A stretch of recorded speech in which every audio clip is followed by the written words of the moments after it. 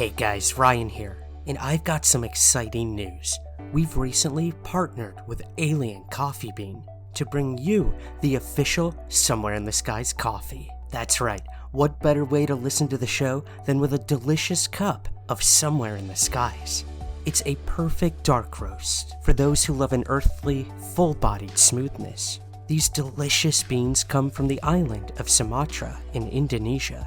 We've worked very closely with Alien Coffee Bean to make sure this roast was exactly what we wanted it to be. So I hope you enjoy, and I hope you'll pick up a bag of Somewhere in the Skies coffee today.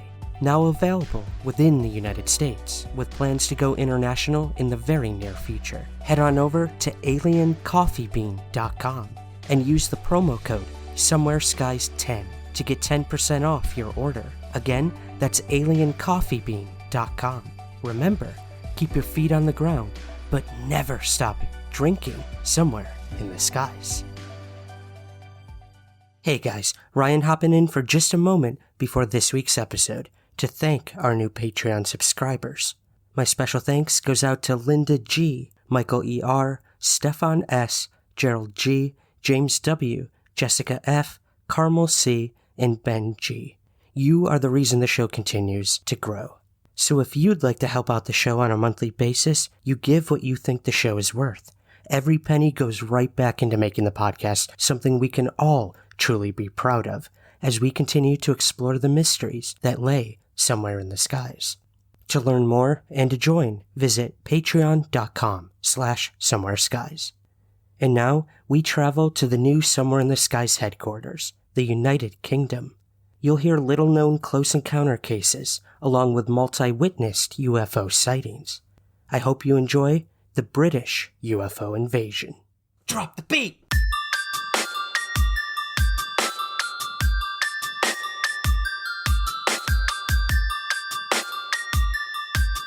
This is Somewhere in the Skies with Ryan Sprague.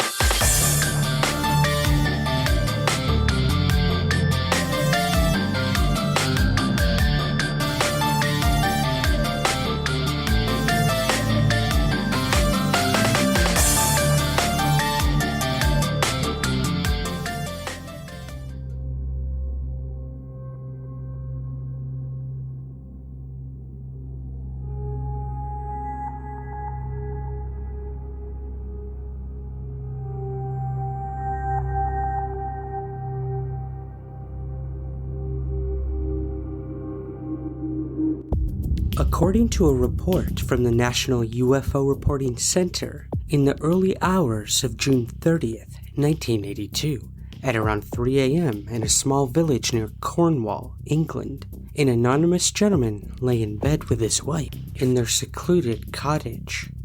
On this particular evening, the witness had awakened for no apparent reason, at least that he was initially aware of. Then, as he came to his senses, he noticed a light in the bedroom, similar to that of several candles burning. Realizing something was not right about the situation, he began to turn from lying on his side to his back so that he could view the part of the room where the light seemed to be coming from. When he did so, he was confronted with a sight that he simply wasn't expecting. There, right in the front of him at the foot of the bed, was a bizarre creature that he would later describe as being, quote, not of this world. This creature just stood there, motionless, and staring straight at him. Then, very slowly, the creature blinked its eyes, and then maintained its stare once more. Despite being shocked at what he was seeing, the witness recalled feeling a sense of calm and peace running through him, later elaborating that it was almost as if the creature was transmitting these feelings to him through some sort of telepathy. After a few moments, he sat up slightly where he lay, a barrage of thoughts rumbling through his mind in spite of the calmness that he felt. Was he still dreaming and not really seeing this creature at all? Was it some bizarre and unexplained trick of the light? And if it was real, who was this entity? Or what? Where did it come from? And why was it here? With these thoughts in mind, he reached to his arm and pinched himself several times, but the creature remained where it was, looking straight at him.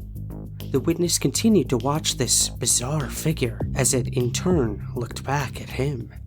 Although there was no physical signs, it appeared very much to the witness as though the creature was smiling, and for the first time, he realized the light appeared to come from this strange entity, particularly from its face. After several moments, the witness quickly scanned each side of the room in case there was anything else in there with him. However, aside from himself, his still sleeping wife, and this mysterious entity, the room was empty. The witness turned his attention back to the creature, who remained at the foot of the bed. He would describe the entity as about 4 feet tall, having a slender body and gray skin. Its head was disproportionately large, and it had deep black eyes.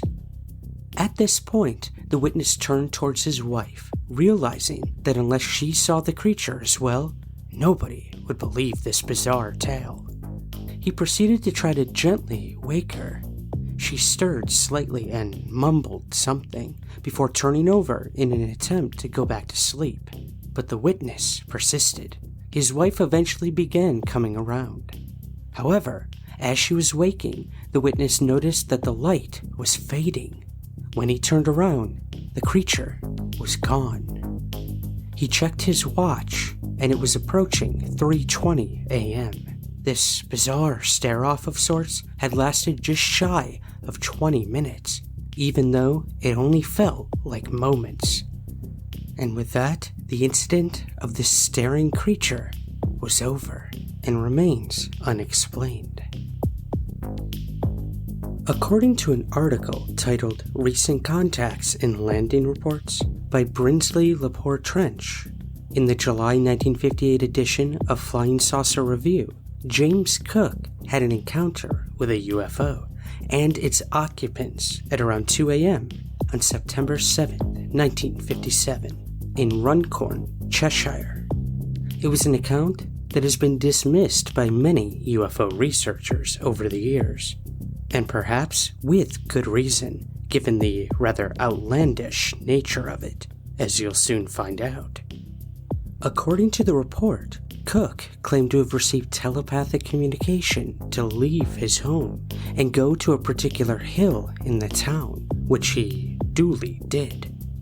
Almost as soon as he arrived, he witnessed a large craft heading toward him, eventually hovering over a short distance from the ground, approximately 60 feet away from him. As he watched this hovering object, he noticed how it changed color, going from blue to white, then back to blue, then to a dark red. Suddenly, a set of stairs slid out from the side of the object, stretching to the ground. A voice then appeared in his mind, telling him to step onto the ramp and to enter the craft. He did so, with no sense of fear or trepidation, and stepped inside this otherworldly spaceship. He immediately noticed that the interior of the craft was lit up and glowing, as if the light was coming from the walls of the craft themselves. Before he could take in any further details, the voice appeared again and asked him to remove his clothes and slip into a strange plastic suit. And again, he complied with the instruction before moving on further inside the craft. He arrived in a room with around 20 humanoids inside, each around 6 feet tall and wearing the same blue uniform. The next thing he realized, the craft was moving, and they were traveling into outer space. He claimed to have been taken to their home planet, which he said was called Zomdeek, which he claimed had yellow vegetation instead of green, and was ruled by wise seniors. He was then returned to Earth after this journey, and was away for 45 hours in total. How credible we should take Cook's account is obviously open for debate. It is perhaps worth mentioning, however, though, that Cook would establish the Church of Aquarius shortly after this incident. From here, he would claim to receive telepathic messages from these alleged alien visitors. The foundation lasted around a decade before he simply vanished from the public eye. And thus came an end to the contactee story of James Cook. According to a report in Volume 6, Issue 5 of the Bufora Journal on May 15, 1973, in Sandown on the Isle of Wight, 7-year-old Faye was playing with a friend on the golf links when a sudden siren cut through the air. The pair listened for a moment before then following the sound in an attempt to locate where it was coming from and what it was. They eventually came to a swampy meadow. Once there, the sound stopped. The two children decided to cross over the brook using a footbridge and take a look at the other side. As they did so, however, a strange figure suddenly appeared from underneath it. Although things were happening quickly, it appeared to the children that this creature had a book in its hands, that it temporarily dropped into the water before retrieving it again. This strange and clumsy creature was approximately 7 feet tall and was wearing a yellow pointed hood that appeared to have wooden antennae on the sides.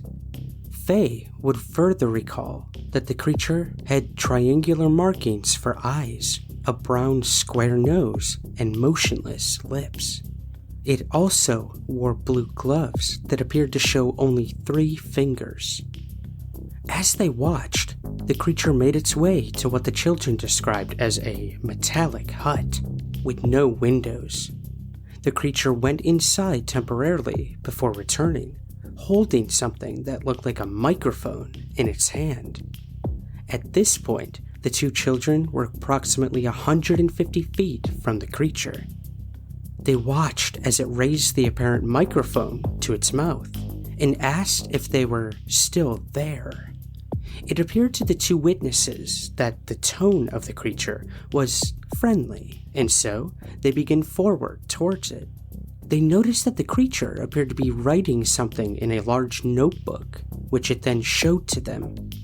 It said, quote, "Hello, I am all colors, Sam," end quote.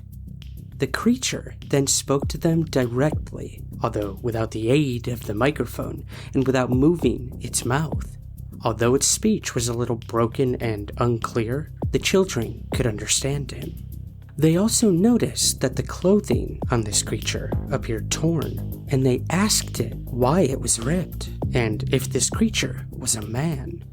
When the creature replied no, the children then asked if it was a ghost. This time, the creature replied that he wasn't, but that, quote, "in an odd sort of way, I am," end quote.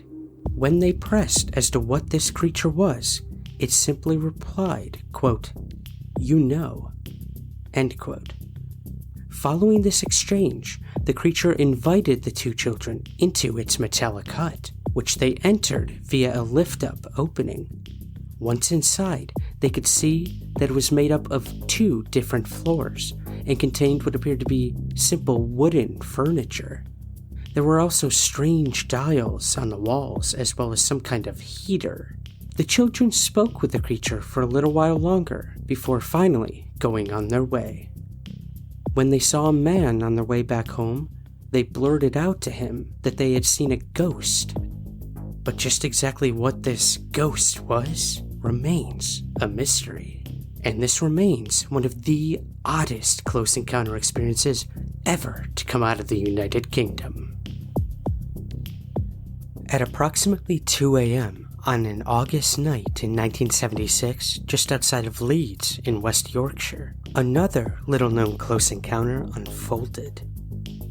According to a report in Volume 15, Issue 1 of UFO magazine, mechanic Jan Siedlecki had returned home from working late at a car garage and was so exhausted that he went straight to bed.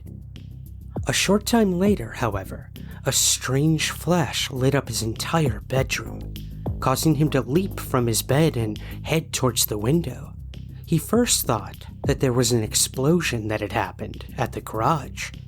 However, when he peered outside, he was shocked to see a bizarre saucer-shaped craft hovering above the ground. The craft appeared to be in distress and had a noticeable wobble. Jan quickly dressed and rushed outside. He headed in the same direction as the craft as it descended over a nearby field and landed.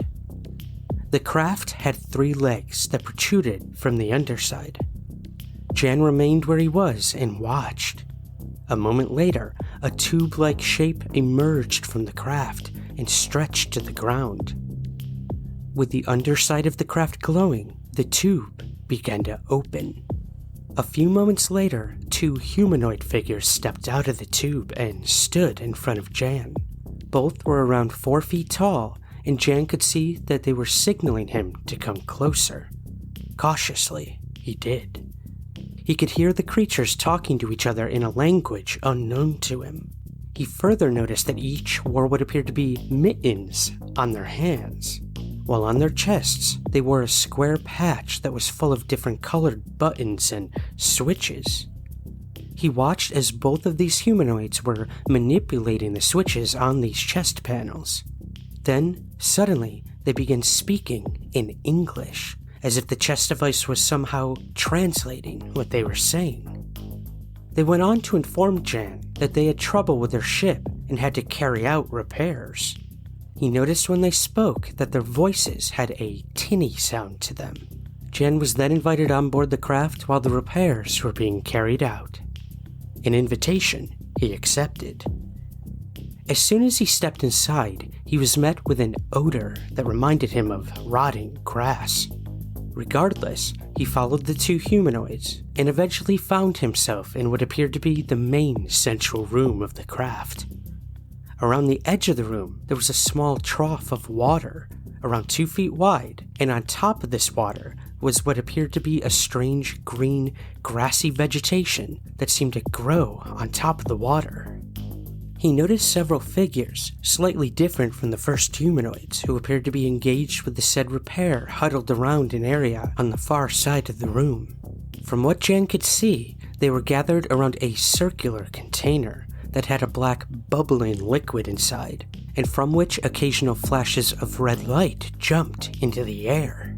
Before Jan could take in any more details, however, a sudden football-shaped orange light appeared in the room and began darting from one place to another. As it did so, commotion broke out inside the craft, and one of the humanoids told Jan that he would have to leave, telling him once he was outside the ship, he should run as far away from the craft as he could. Jan did so, and as soon as his feet touched the ground, he ran as fast as he could. As he did so, he heard a high-pitched whistling noise which increased in volume and intensity. When he turned around, the object was rising into the night sky, with what looked like red flames coming from the underside. Soon, the craft disappeared out of sight, leaving Jan with a lifetime of memories of that bizarre day and the encounter with the humanoids in West Yorkshire. And he always thought, maybe I could have helped them repair the craft. Unfortunately, he'll never truly know. Another remarkable account occurred in the town of Gateshead in northern England in August of 1979. The incident was documented in the book The Paranormal Files by C.J. Austin and D.W. Morris. According to the account, in the early hours one morning, the witness, referred to as Carol W., laid awake in her bed, waiting for her husband to return home from work on the late shift. She had brought a cup of tea upstairs with her in an attempt to nurse a toothache which had prevented her from falling asleep. Suddenly, a strange and intense bright red light appeared through the bedroom curtains, causing her to immediately leave her bed and rush to the window to see what was causing this mysterious glow. When she looked outside, she saw a disc-shaped object hovering over the street, right outside of her home. This object sparkled with multicolored lights as it remained motionless a short distance above the rooftops. Then, without warning, it simply shot off into the sky and disappeared in a flash. Unsure of what exactly she had seen, Carol retreated from the window and returned to bed. Several moments later, however, an exact miniature replica of the otherworldly craft entered her room through the window, casting off several sparks from its exterior as it did so. It moved over her bed and hovered above it for several moments. When it did this, Carol began to feel a bizarre sensation throughout her body. The object then moved away from the bed and left the room through the open bedroom door at a considerable pace. This strange craft returned around 2 weeks later. This time, Carol's husband was at home, and she immediately called out to him. However, by the time he'd arrived, the object had disappeared back out the bedroom window. Carol was understandably shaken by the events and left with such an anxious feeling that the next time her husband was working the late shift, she opted to stay at her mother's house. However, the events were about to take an even stranger turn. After retiring to bed on the night in question at her mother's house, Carol suddenly awoke at 4 a.m. She immediately noticed the strange miniature UFO hovering over her. Of even more concern, though, was the fact that she was unable to move. It was only after several moments that she realized there were also several small humanoids in the room. These small entities were around 2 feet tall, wore strange white suits, and had hair that appeared like doll's hair. Carol watched helplessly as they began approaching the bed, making strange clicking sounds as they moved. They proceeded to perform some kind of examination on her before retreating and disappearing. These small entities would continue appearing randomly for around 2 months, and then all activity abruptly ceased, and Carol never encountered them again. What they were and what they wanted would remain a mystery that Carol could never truly understand, leaving her with a lifetime of questions of the doll-haired beings and their mini saucer. Of course, as intriguing as these close encounters with apparent humanoid aliens are, there are just as many sightings of strange lights and mysterious objects that are on record from the United Kingdom. One of these incidents may even have been a UFO crash. On the evening of January 5th, 1965, just outside Cambridge in eastern England, local resident Max Baran witnessed something mysterious moving through the sky and fall to the ground. However, rather than be a meteor, as we might suspect, Max would go on to give a precise description of what would appear to be a solid, intelligently designed object. In a report to the local meteorological office, he would state that, quote, while the object was in the sunlight, it gave the appearance of a curved object. It moved much too fast to have been simply a parachute. It eventually disappeared beyond the horizon, but was most definitely moving downward, end quote. Max's report would eventually find its way to the offices of the Ministry of Defense, who instructed the local police to investigate the sighting and then report back to them. This, among other lines of inquiry, resulted in an 11-page report that was only declassified in the mid-1990s. The report would state that as well as instructing the local police, the MOD contacted various departments across the armed forces, including the Royal Navy. Ultimately, these various departments and organizations were unable to come up with any plausible explanation for what Max had reported.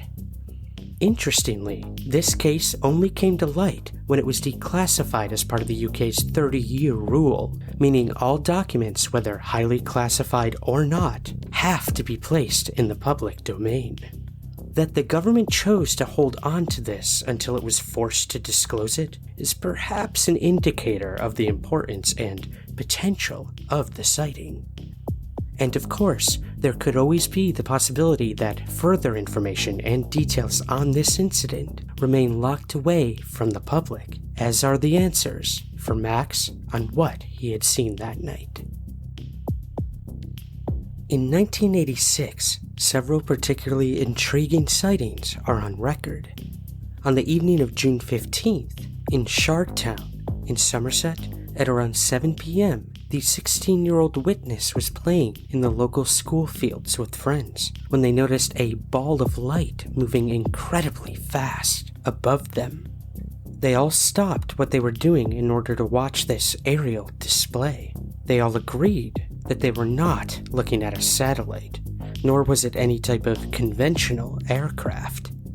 They would recall that it was around 4 to 5 times brighter than the brightest star and was approximately 5 to 7 miles above them. They were all shocked at what they were seeing, and one of the group even ran back home because they were terrified. The remaining friends remembered they had a rabbiting light with them, and so proceeded to flash it at the object repeatedly. As a side note, guys, as we've learned from Rob Christofferson of the Our Strange Skies podcast, do not shine flashlights at UFOs. The light was at first unresponsive. It did, though, come to a sudden halt in the sky around 30 minutes after they'd first noticed it. The group of friends continued to watch it, amazed when a second light shot out of the end of it and began to move around at tremendous speeds. Then another light shot out of the glowing object, then a third, and a fourth, until eventually they had lost count as to how many lights had been shot out of this object, guessing it was anywhere from 30 to 50 in total. These emerging lights were no brighter than the stars in the sky, but they didn't flicker as the stars did, and so they were easy for the group to pick them out. What's more, they moved across the sky at various speeds.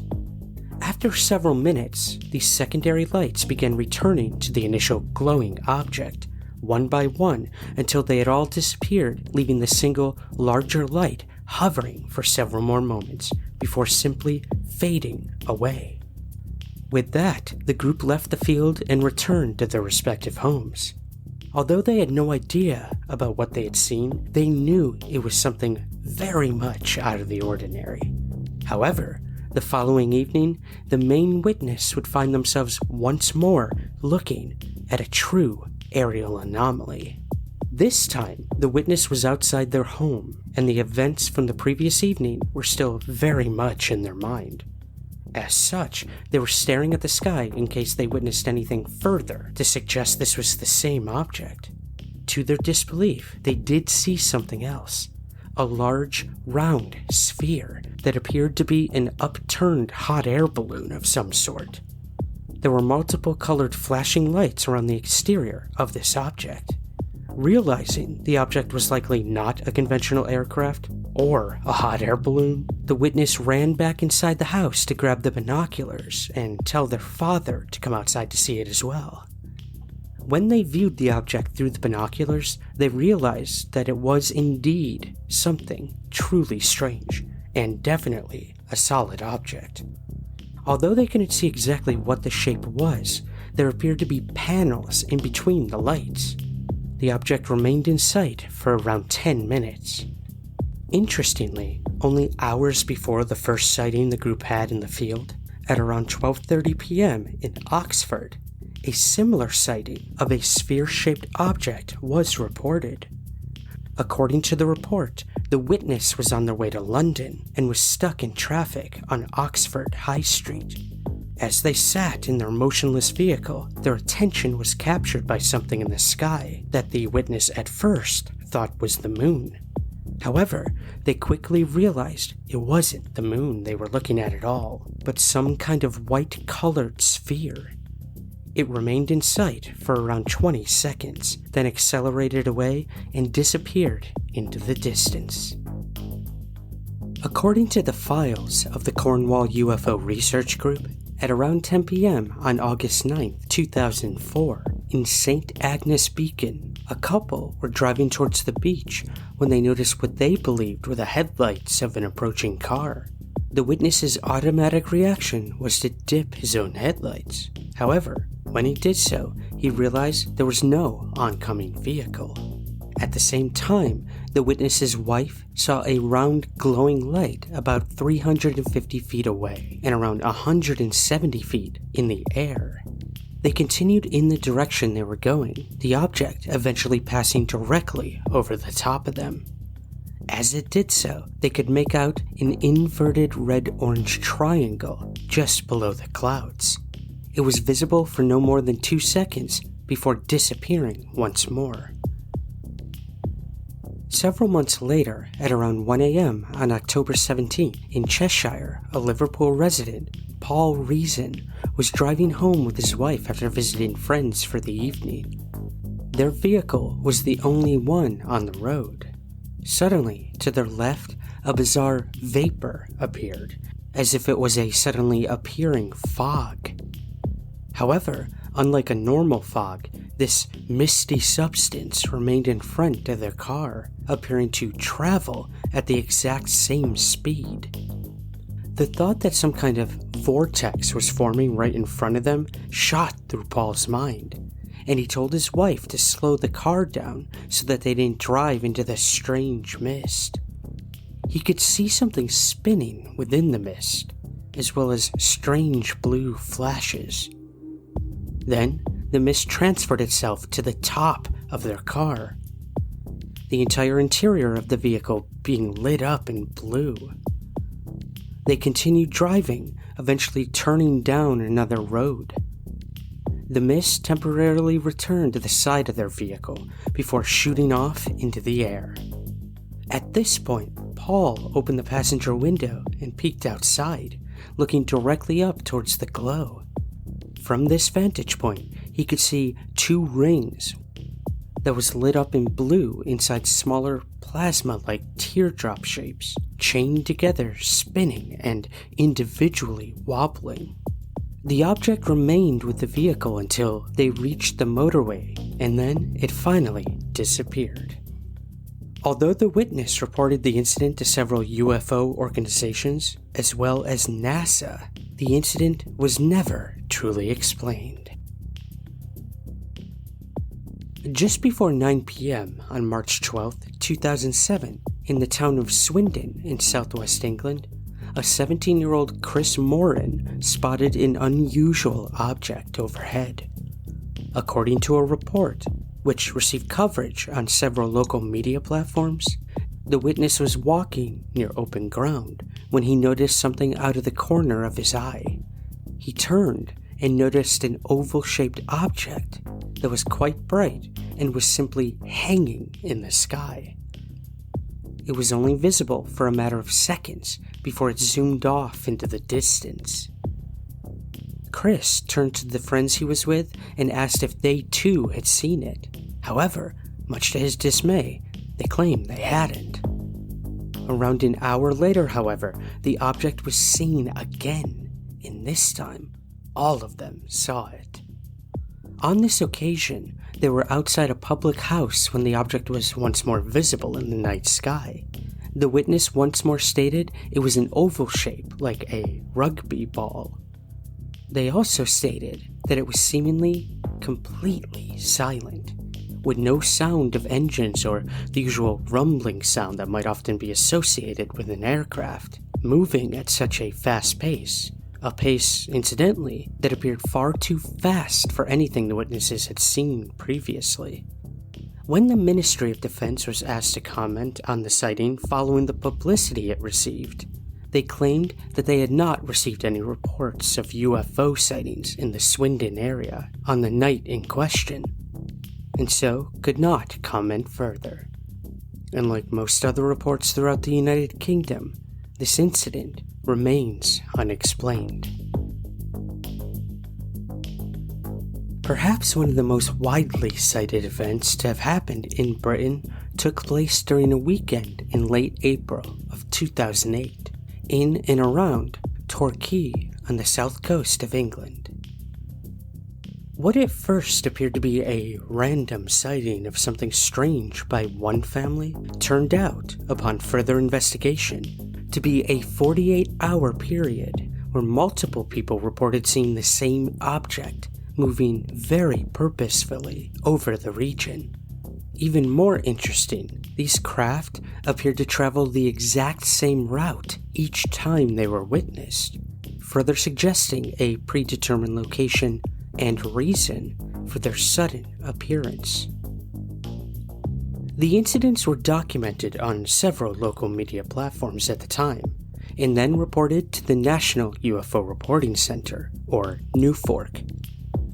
According to the witness who submitted the report to NUFORC, after seeing something strange himself on the weekend in question, began to seek out, investigate, and log as many of the other sightings from other witnesses in the area as he could.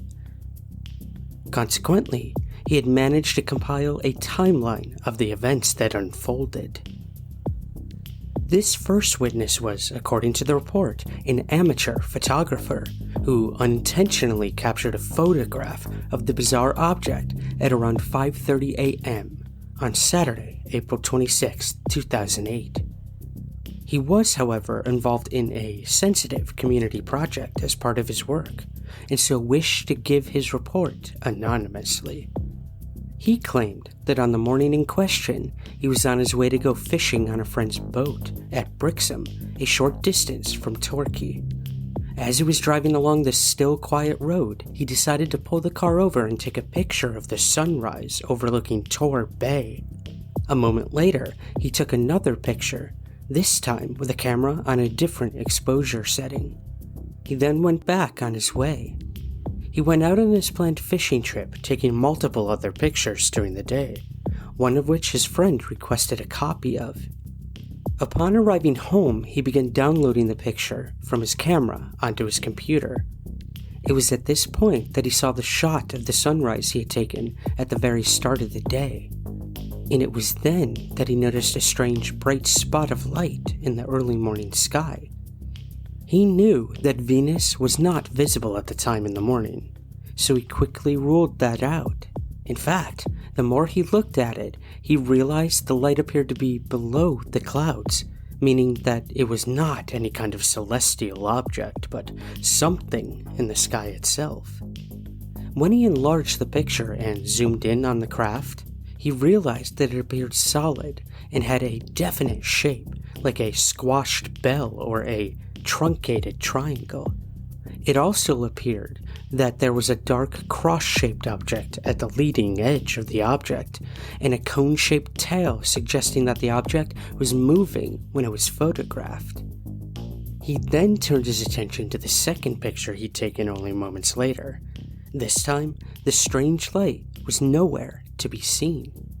He was almost certain that the first picture did not show a lens flare, and so he contacted the Cornwall UFO group, who would state that he had certainly photographed something of interest.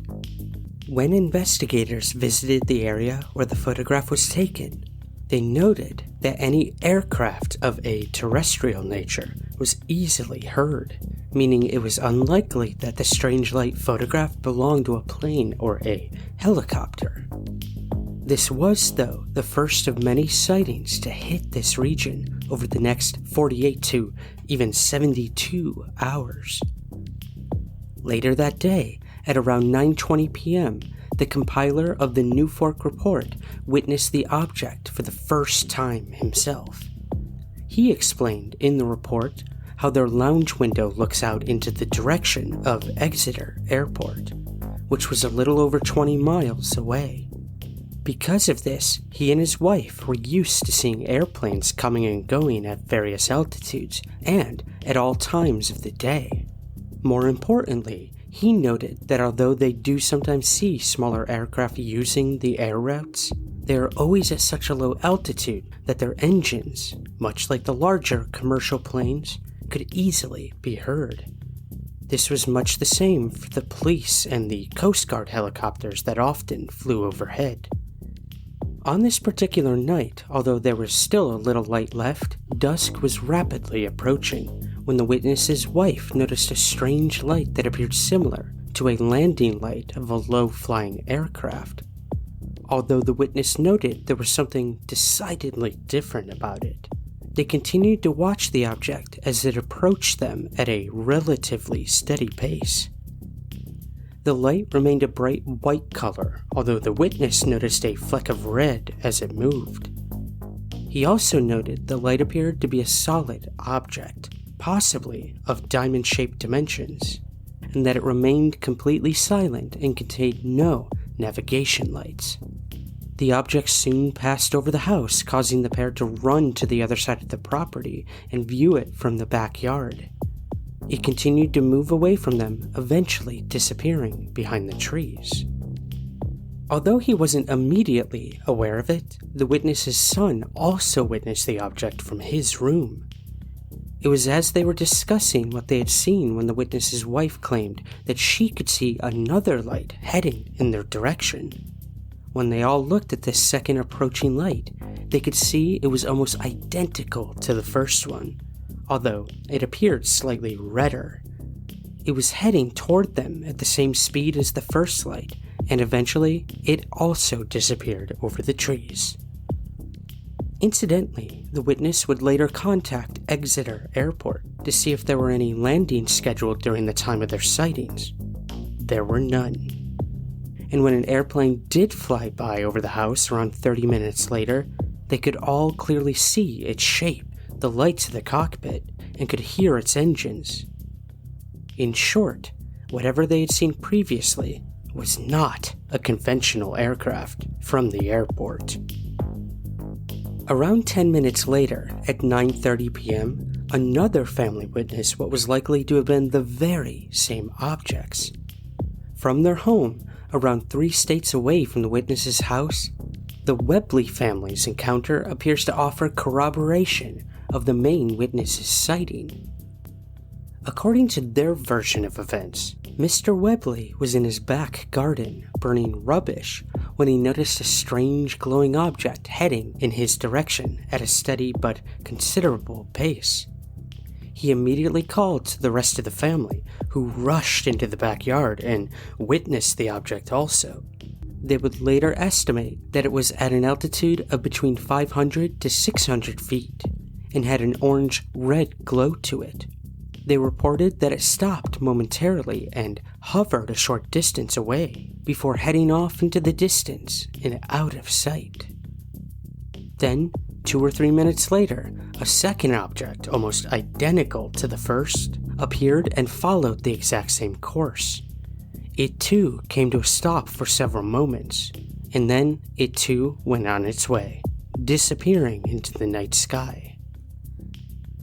The main witness would also discover another family who also wished to remain anonymous, who had a further sighting of what would appear to be the strange object in question. On the same night, at around 9 p.m., the witness claimed to have seen a bizarre-looking red object moving in the sky before coming to a brief stop. Several moments later, it shot off toward the Dartmouth area. Around an hour later, the witness's husband saw a very similar red light hovering in the night sky. It didn't make a sound and appeared to have come from the same direction as the object witnessed by his wife. Even more remarkable, this object appeared to be shining some kind of spotlight down toward the water below. After several moments, the light went out and the object headed off into the distance, eventually disappearing from sight. Despite the fact that it didn't make a noise, and that there didn't appear to be any kind of navigation lights, the witness simply put it down to being a police or rescue helicopter. However, when the witness checked the following morning with the Coast Guard if there had been any helicopter activity in the area the previous evening, he was assured that neither the Coast Guard or the police had been in the air at all that night. What's more, this family also had another encounter a little over 24 hours later, an encounter that would leave them feeling compelled to make a report to the local newspaper. And that what they had witnessed was a little more out of the ordinary than any helicopter. At around 3:50 a.m. in the early hours of Monday, April 28th, the witness was unable to sleep and so got up to make her way to the bedroom window, which overlooks Torbay. This was something she often did when she struggled to sleep. Normally, the view was serene and peaceful. However, on this occasion, the witness was immediately drawn to a strange white object that appeared to be moving in wide circles, and was doing so at a significant rate of speed. She immediately called to her husband, waking him and urging him to come to the window. By the time he arrived, the object appeared to have moved a considerable distance out over the sea, still moving in the same purposeful circles. They would later describe the object as white with an apparent cone-shaped tail. They watched for several more moments before it suddenly shot off into the distance, seemingly in the direction of Dartmouth. As it moved, it appeared to take on the shape of a truncated triangle. The couple were uncertain of what the object was, but were sure that it wasn't a helicopter or small aircraft.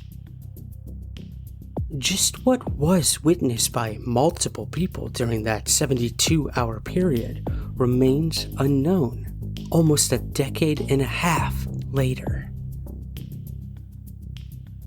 It appears that what the witnesses saw during their respective sightings were all of the same object.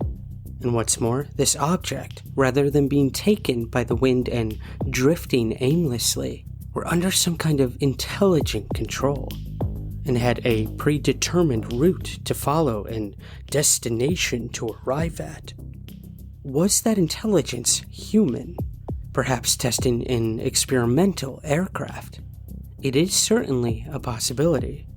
Or, given how the details of the sighting resonate with so many others around the world and across the decades, it is more likely that this intelligence could also be something non-human.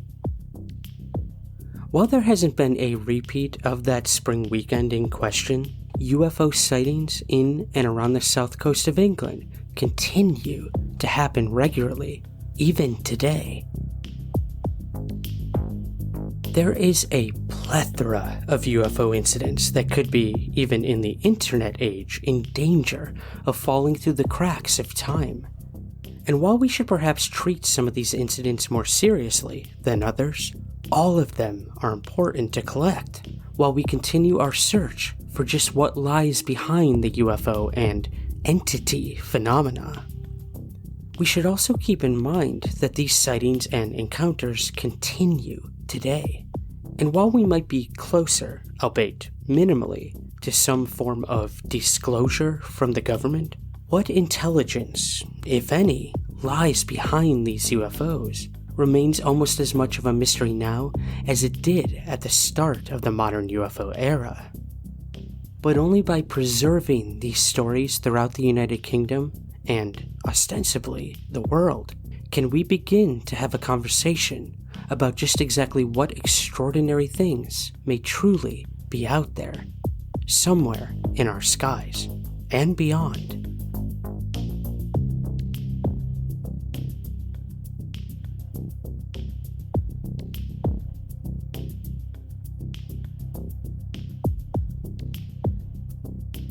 This episode was co-researched and co-written by Marcus Loth. To learn more, visit ufoinsight.com. Please take a moment to rate and review Somewhere in the Skies on Apple Podcasts, Spotify, or wherever you get your podcasts. It helps us gain visibility and find new listeners. Be sure to also subscribe to our very active YouTube channel, where most of our episodes are available in video format. You can also join our exclusive YouTube members channel, where you get bonus content and a behind-the-scenes look at how Somewhere in the Skies is made. You can subscribe through the link in our show notes. We're also on Twitter at Somewhere Skies and Instagram at Somewhere Skies Pod. Thank you so much for listening, as always. And remember, keep your feet on the ground, but never stop searching somewhere in the skies.